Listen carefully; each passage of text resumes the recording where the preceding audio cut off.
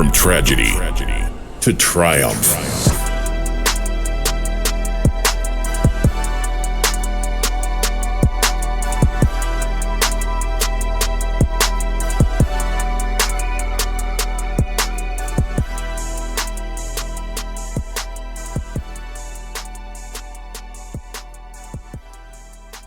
3, 2, 1. Hey, everybody. Welcome to this episode of Tragedy to Triumph. I'm your host, Aaron Lane. I have the wonderful Allison. I can't even say your last name, Marcioni. Good job. Right. I said it right the first time. You're clapping for me and everything. You practiced. You didn't even change it, though. No. You didn't have to. No. Or just didn't want to? Or I don't want to, like, open that one up. Well, no, it's fine. I think that if you've ever changed your name, it's a pain in the ass. Never done it. Can I cuss? I'm Yeah, sorry. you can do whatever you want. Okay, good, because I cuss.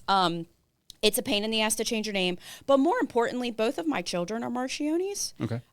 So I, gave birth to them and chose to give them my last name. And then after my daughter's dad passed away, I gave her my last name. Gotcha. So it's more about that, I think. If we ever got to a place to where everybody in the household had the same last name, I would absolutely change it. But it's more about the unity within me and your children, Anthony and Scarlett. Yeah, I get that. Yeah, so no, I haven't changed my last name. That's fine. I mean, it is what it is, and it rolls off the tongue if people know how to say it. Yeah, I knew what it was, but I just had to think about it beforehand. Yeah, it can be tricky, man. Macaroni, marshmallow, maraschino. I mean, I've heard it all. All of the above. When I was in jail, it would be like Aaron Laney. I was like, how did you get Laney? Yeah, the E is not that. The prominent. I, I don't understand. Even Siri doesn't know how to pronounce it correctly, but you could actually change in it. So I would assume Siri doesn't know how to pronounce your last name. Probably not. I don't even know. You can change the phonetics in your contact information. Oh. So just FYI, a little trick of the trade. So this is not only a recovery podcast, but a technology one as well. And powered by AI. Aaron Intelligence. Yeah. That's my new thing. That's good. I'm glad. Tell you, everything I do, AI, and no Chat GPT, just Chat Aaron T. So, welcome to the show again. Last time you were here, we did your story of what life was like, what happened, and how you embraced this recovery thing. What year was that? That would have been, I believe, maybe 2022, 2021. It's been a while. Okay, dude. yeah. It's been a while. Oof, yeah. A lot has changed. A lot. Yeah. I'm almost scared for anybody to go back and listen because I'm.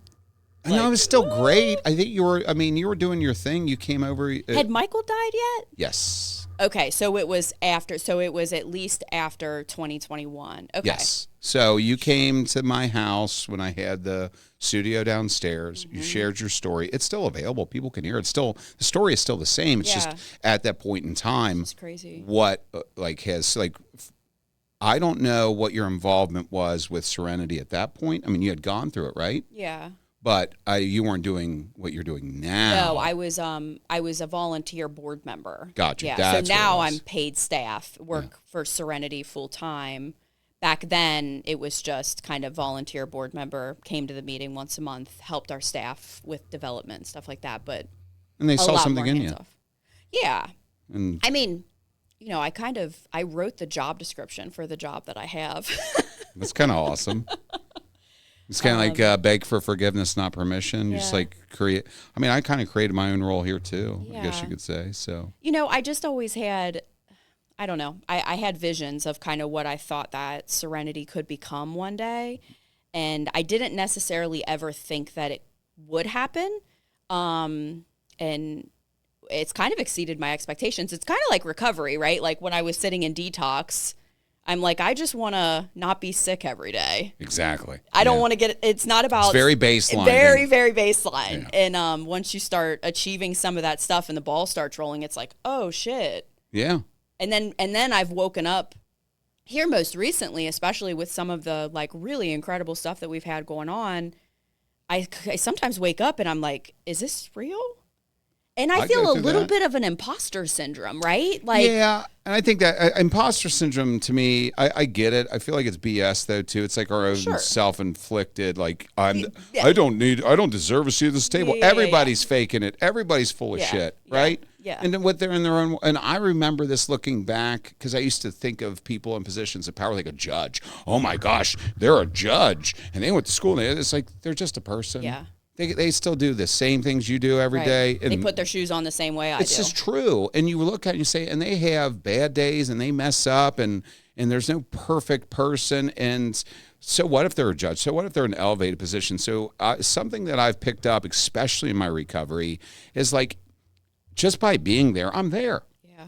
I don't care. I'm not freaked out by anybody. Yeah. So I believe I have a place there. And oftentimes my own thing is like, how do I supersede this? What can I take from this and move this thing forward? And you're talking about serenity. And just so people that are watching, and one of the main reasons I wanted to bring you on is to talk about serenity, what that program's about, what you've done since being there. And you said, you had an initial goal, you've created this job description, and now you are well further. And from an outsider's perspective, I am really impressed with what you guys are doing. I mean, thoroughly. And the grant money that you're getting and these awards and just the amount that you've undertaken where you have solidified a space for abstinence-based recovery housing in the community, which we need that. We absolutely need that. With step work involved, you guys are really pouring into your clientele, the people who live there, making them productive members of society, things that we hear, but mainly trying to get a set standard, at least from my perspective, and I would let you put this in your own words, of what their recovery and their service work is going to look like and kind of stamp those people out as they go through the program. And you see a lot of success with that. Yeah. So I don't have to put words in your mouth. Allison, what is it? What is your title? What do you do? And we'll kind of go from there. Yeah, so I am the executive director. I moved from a resident, right? So in 2011, I was a resident of House of Freedom and Miracles. I completed inpatient treatment. My parents said I couldn't come home, so I had to go to sober living. I went to HFM.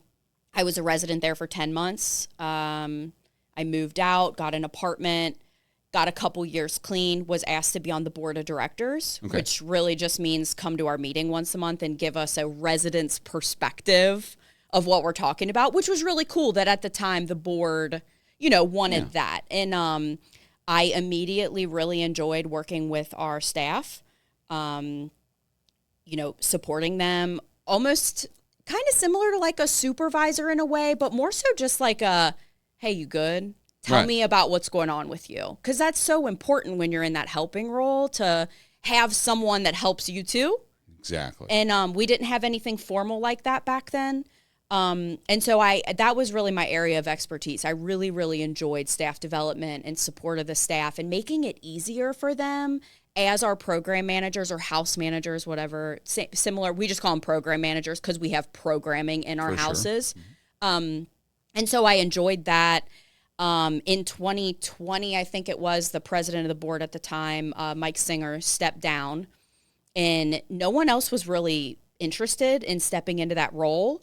And I had a handful of board members kind of reach out to me separately and say, we think you would do a really good job at this. We think you need to do this. And at the time, 2020, I had 2 kids in diapers that were 18 months apart from each other. You had a lot on your plate with them. I was a single mom living in my parents' basement. And this volunteer position was we want to put even more on your plate. And I was kind of okay, I'll do it if... And I had some stipulations. I wanted to structure the meeting differently. I wanted to have a start, not only a start time, but an end time to the meeting, which wasn't a thing prior to that. I wanted to have really strict boundaries about that. I wanted to restructure the way that some of the work was being done, because in my brain it was going to make the work, we were going to work smarter and not harder. Right. And I said, if you guys are willing to change this up, then I will. And they were. And so I was the president for a couple years. And that's when we really were able to do a lot of the behind the scenes work as an organization to be able to do what we're doing now in the community. Right.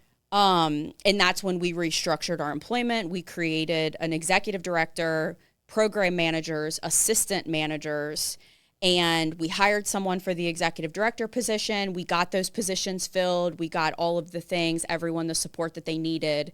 And that's when we really started to rock and roll, I think, is when we started to restructure as an organization the way the board of directors worked. Well, and I would venture to say, because you went through that and you've seen it firsthand, and those changes would create an impact, at least in the organizational structure of the program. The program itself, for those who don't know, is what? So we are abstinence-based, 12-step focused recovery housing. We are old school, sober living, if you will. People pay weekly rent to live there. We don't have a clinical approach to anything that we do. It is all peer ran. Everybody that works in our program has the lived experience of someone in recovery. And we do what happens in 12-step meetings. And those things are requirements of our house. Which I love. I've got a buddy there, a couple friends that I know that have gone through the program, and then a guy that's there currently. And, I always allude that to my experience and time at Prospect House, right? Absolutely. Very similar approach. And, hey, we're going to pull each other up by the bootstrap. Like we're going to be accountable to each other. Yeah. You're responsible for yourself, but you're responsible to your housemates, Absolutely. Okay? We're going to lift each other up, but we're also not going to let anything fly. Yep. And that creates a different type of person. In my mind, it just creates for a better recovery experience and more meaningful. Like, what is recovery? People just assume like, oh, I don't get high anymore. No, that is such the baseline. It's just the jumping off point. As you said, low expectations. I just don't want to get high anymore. Yeah. Cool. Like, I wanted to be a good dad. I wanted to get on the radio. I wanted to have a good job. All of those things will come into it. But what is the coverall of recovery, in my opinion, and I'm sure yours too, is finding a way to give back that in turn gives to you, and to be like deeply involved in service work and elevating others so that you can continue to have the same thing. And that's what you guys seem to do. And that's why you see a lot of success with it. And growing, you've grown a ton, yeah. A ton. And if we think about, so when the program was founded by Fred Fago, Ivan Fask, and Angie Edwards, they all basically saw a need. At the time, this was like 2004, 2005, where there wasn't housing for people. Other than there was like reentry, there was like halfway houses when you're getting out of prison or jail, but there wasn't anything like what we do at all.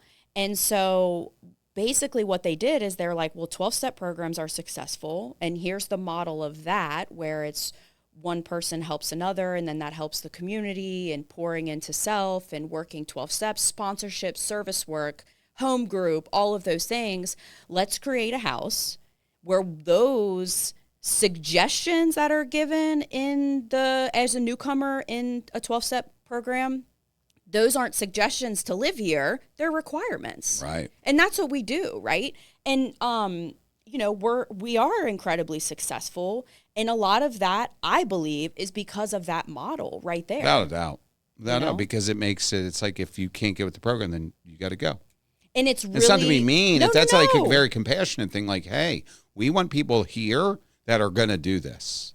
I did a presentation yesterday, or not like a meeting with Lumiere's clinical team yesterday. Okay. And I said, listen, here are the stipulations of who your patient would be that would be appropriate for us. Right. Motivated to work a 12-step program, motivated for accountability and structure. If they need that, but don't want it, don't call me. And I'm sorry to be that way. However, sometimes, okay, go ahead. And I mean that. And I'm all for it. Listen, I am not saying that this is the only way that people can recover and live good lives. No, I'm saying this is what works at Serenity. That's what you guys do. That's what we do. And that's fine. We need all of these different things. We need the houses that are supportive of MAT. We need the houses that are more, structured or unstructured, like it for different structure for different folks, right? Because what we do know, which hasn't changed, is the amount of people we're losing every year, right? Absolutely. That hasn't changed. And unfortunately, so we have to come at it from every angle, which is, and even for like the model of the coach and what people, one of my favorite things in being here and being at the, having a seat at that table to make these decisions, like what are we going to stand for? How are we going to position ourselves that's different and unique and special, and you could only get that here? And there's a long list of items that come within that.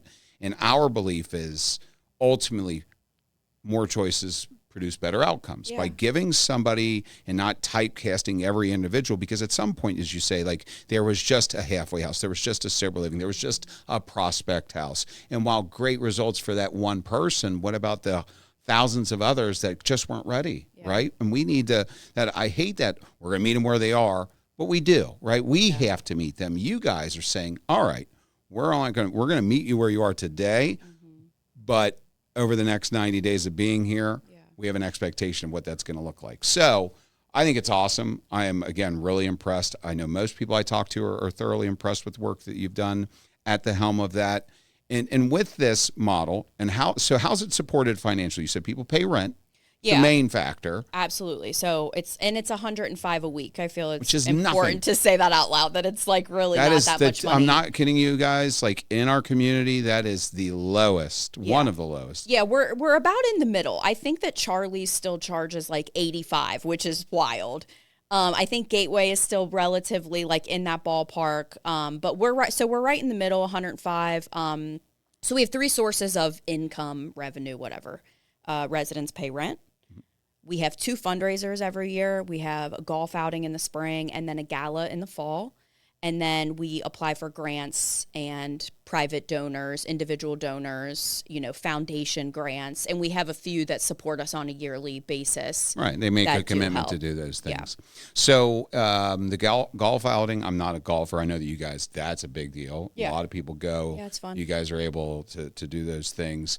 But the Thanks for Giving Bash, which I spoke at a few years ago, had the worst panic attack while I was there. I hated that at the time. And I don't know if anybody else recognized. I recognized. And I was like, oh, I want to be myself. And finally, after it went away, then I was totally me. And I was funny like, cool. How that works when you've got a microphone sometimes. Yeah. Exactly. Like, I'm like, and I could sense it. I mean, looking out in the crowd, and it's just like everything's closing in. And then once I got past it, because I knew it was happening, then it all opened back up, and it was good to go. But tell me about that, because what I ultimately want people to do, and the reason I want to bring you on today, one, talking about what Serenity is, and I think you painted a great picture of that, and I appreciate that, so that people know that there are options here in Cincinnati, and even just if you're from Ohio, if you're from actually the tri-state area, and you need a solid place to go, Serenity House and the Serenity House Network or Recovery Network is a fantastic organization. That ends up being limited on space at times because you guys seem to have you have people who want to stay there. That's also amazing, right? Yeah. But with this Thanks for Giving Bash, you guys put on dinner. It's a gala. It's fun. There's music. There's also bidding wars. Like people get to bid on different things and get so many cool stuff. So let's tell people about that and how they can get tickets or how they could support even if they're not coming. Yeah, for sure. So our website is a really great source of information, and that's how Which I'll be putting on the screen, but what's your website? Yeah, it's serenityrecoverynetwork.org. Okay. Right there on the homepage, it says RSVP now because, or RSVP, did I say that right? I said that right. The fundraiser is November 7th, so the deadline is Friday. So we got a couple days to RSVP to get your seats, but it's at the American Sign Museum this year. Which is super dope. Which I'm so excited about. Such a cool place. If you've not been, it's like really cool. Yeah, we used to do it at this like retirement home, and that was really cool. It's just been cool to watch the progression of Serenity in general, from a resident to now the executive director, because we used to do it at this retirement home. I don't even remember where. It's like getting a space that you can use. Yeah. And you get it cheap because you don't have any money and you are hoping to raise maybe $10,000 and then you do. And I mean, like, that kind of stuff's like, amazing. Let's raise the stakes a bit. Raise the bar. Yeah. And raise the bar. So this, going to the Sign Museum, has been a huge risk for us as an organization because it's increased our expenses a lot. And I've surrendered to the fact that we're there to have a great time and talk about the incredible work that we do.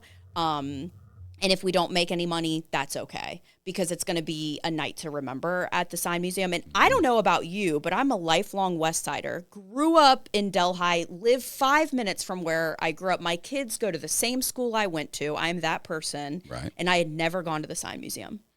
Oh, it's neat.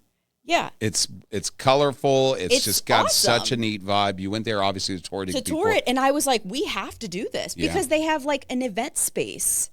Yeah, once I saw that that's where it was going to be, because I didn't get a chance to go last year and because of the hip thing, I wanted to. Yeah. But once I saw, oh my gosh, American Sign Museum, as I told you, like on my ticket thing, I was like, I'm coming alone as representation of the coach. Yeah. Put me next to someone I know I'm going to have a good time with. Yeah. Which would be anybody in theory, but Sure. I put that on your shoulders to figure out who's best suited for it. pressure. No pressure. Yeah, don't put me next to like some guy that's like, please don't. No, it'll be fine. My point being is that being able to go to cool places like that is something. It's at least going to be a memorable night, right? Yeah, it's a destination. And for a great reason.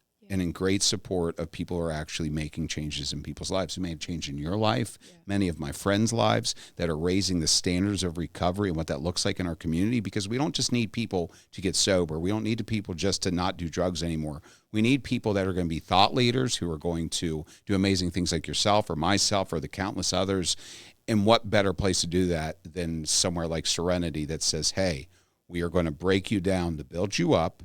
And we're going to make sure that by the time you leave here, not only are you going to be the best prepared you possibly could be, is that you're going to be able to carry that moving forward. You're going to likely reinvest your time, money, effort back into the house. You see that always. Your alumni program from that is unbelievable. It's incredible. So all of that for this night, the Thanks for Giving Bash, November 7th. Tickets are still available right now till Friday, so that's a cutoff. So remember this. And again, if you can't go, are there people that are still that wanted to get seats but can't that can afford them? Is there any of that too? Yeah, I mean, we have about 15 volunteers that we feed. We have different shifts just to make sure that if they're dedicating their time, that they get fed too. So purchasing tickets as a donation is a really amazing, helpful thing, because then that's less cost for us to feed our volunteers. So yeah, that's incredibly helpful. Donations in lieu of being able to attend is another really great thing. I know this time of year is so busy. Yeah, but still. So we do get a lot of individuals that send a donation instead of coming to the So event. people can donate. You can do it from the website. And then with this show, I'll also include the links and everything in the description with a call to action on that. But, I would hope that this year, and even though it was a bigger financial risk, let's look at it to be the biggest year you've ever had. I think what better way to elevate it? Use the resources at your disposal like this. I don't know how many people this will reach, but it'll reach one. And if one person buys a ticket, then I think our time was well worth it. So I think because I didn't want to take up a tremendous amount of time. I wanted to do something enough that was impactful, talk to people about what the program stood for, what this event is about. There's going to be great food. I think I got the beef or steak option or something. Oh, no, wait, I did chicken. Actually, did chicken this time. Chicken, beef. Maybe I'll grab an extra plate of something else. Maybe someone should pay so that Aaron can try all three. There you go. Or whatever it is. Let's do that. That's the call to action. Everybody, let's make sure Aaron can have 3 plates. But there we go. No, I would like some parting words from you, because there's 2 things I do, regardless of the format of the show. First one would be, if someone is struggling, right, actively, or a family member that is got a loved one struggling, what would you want to say to that person? I think get connected. I really, truly believe that there's one thing that was said a lot during 2020, and that was how important connection is, because we were isolated, right? And I think that addiction is isolation. And that means family members of loved ones, right? Addiction is a family disease. It doesn't just affect the person that is using. And I don't think that that's talked about enough. And I don't think that family members find the support for themselves enough. Okay. And I've been that family member before, right? Like I came on this podcast, I shared my story. And if you go back and listen to that, if you need to hear my position and kind of some of the struggles that I've had in my own life, in my own recovery with being a loved one of somebody who can't stop. Yeah, who couldn't get right at the Yeah. And so connection, right? Like I think that people would be amazed at how many individuals addiction impacts. And when we are vulnerable about that, we find deeper relationships with people, and then we find the help that we need. And so it's like, out there. yeah, it absolutely is. So if you're struggling, get connected to people that can help you, that can support you. And that doesn't mean like pacify your stuff, right? Like I needed people, and this is, just what it is. I needed people to be like, Allison, get your head out of your ass, man. Like, this is what you need to do. That's just my story, though. Not everybody responds to that, but I tend to lean more towards that when people call me. When I have a parent that's really struggling with their child and they call, I'm like, okay, how are you enabling them? Let's talk about that so that you can find the freedom and the relief that you need for yourself. Right? Exactly. And we see that so much so too. frequently. And it's so funny with those things because, you know, I've explored that many times, and, you know, whether the enabling was instituted by my loved one or I sought that out because I knew I could capitalize on it, doesn't change the fact that that can kill people. 100% enabling kills, okay? But there's also this argument, which I've seen too. It's like the families that do that tough love, that also can kill somebody too. So you got to find a strike of balance. Yes. It's like, hey, sometimes you got to switch it up. Stop being an enabler.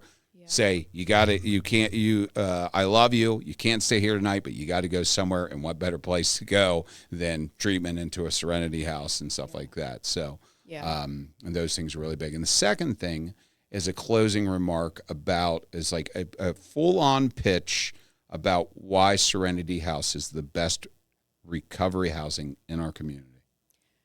I struggle saying we're the best because I think there is a handful of us that are really, really, really great. Okay. I do. And I say that I wish that I could.